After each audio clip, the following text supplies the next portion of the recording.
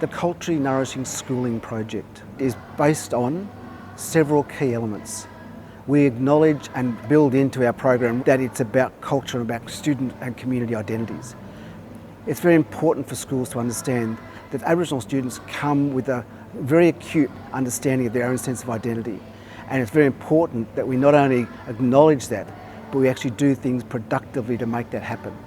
It's nourishing because we know that when schools really attend to those issues, when schools attend to understanding student aspirations, when they attend to understanding students' absolute desire to learn language and to be involved in culture and be involved with community, that those things nourish their identity, they nourish their capacity and their aspirations.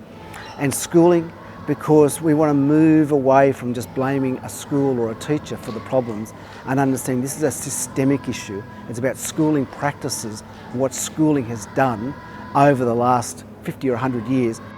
So the purpose of this symposium at several levels. First one is for schools to come together to meet each other in person, which is the first time in 18 months we've had that opportunity, to hear what the other schools are doing and to sort of listen to how schools have addressed the foundational issues that we've been working with them. We're also looking to introduce some really topical issues for the schools to consider, how they're going to engage and understand all the debates that are going to be swirling around the country in terms of the Uluru Statement and what that actually means for schools and what does it mean for this project. A second big issue is the issue of student identity and language and culture, and it's one that we know from the research is a really significant issue, one that doesn't get a lot of airplay, but we want to take that forward with the schools. And so we brought to this symposium, obviously the key players in the schools, the people who have been doing the hard work, the cultural mentors who clearly have been working with the teachers side by side, school principals who obviously have been supporting the project, but also an array of other people who are very interested in the project, people who are funding similar sort of programs to us and are very keen to hear about the success of the project. And so the aim is for teachers to be able to bring all of those elements of the project together in a collective way so that they can really start to think about a whole school approach that doesn't just address one issue but addresses all of these issues simultaneously. CNS is an important project in schools because as teachers we often get bogged down with all the admin side of teaching responsibilities, and being a part of the project really just hones us back to be able to refocus on the kids, particularly our Aboriginal kids, re-engaging with community and making sure that our teaching resources and relationships reflect the needs of our community and kids in our schools. I think it's very important for the community to be involved, especially the elders, because we draw off their knowledge, and the young ones, I think, just want to know their identities, where they come from, who their mob is, because out at Lake Jellicoe we find that some of our Aboriginal students don't know that. For me is that the teachers are running on a better curriculum than what I grew up on, and that the kids be nourished.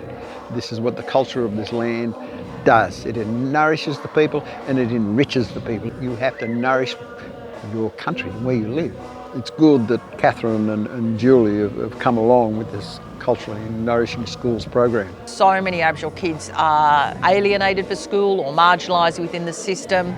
They're not culturally or linguistically represented in the system, so they often feel that they're not part of it. And of course you've got the history of colonisation which has excluded Aboriginal people from school, so we really have to make a huge effort to turn that around and to change that narrative.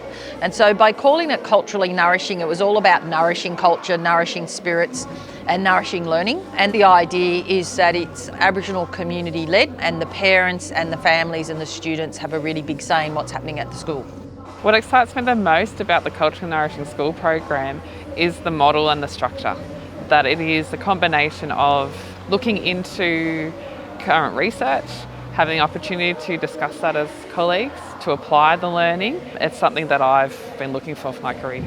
The confidence from the staff that are involved with the CNS program has been tremendous. They are more confident working with the Aboriginal kids in the classroom. The kids, they feel appreciated and a part of the classroom, and their voice has been heard. I think it's like we can open up about things that are like, I don't know, we can't mostly open up about. Learning about country and finding ways to integrate that into my teaching is the most inspiring aspect of it. For me, learning about country is the starting point, and once I've sort of hooked in and learnt a bit, I just want to keep learning more and more and more. And the more I know, the more it seamlessly fits into what I do as a teacher every single day. So it's inspiring to see the way that that knowledge filters in through what I do and seeing that it happens so easily.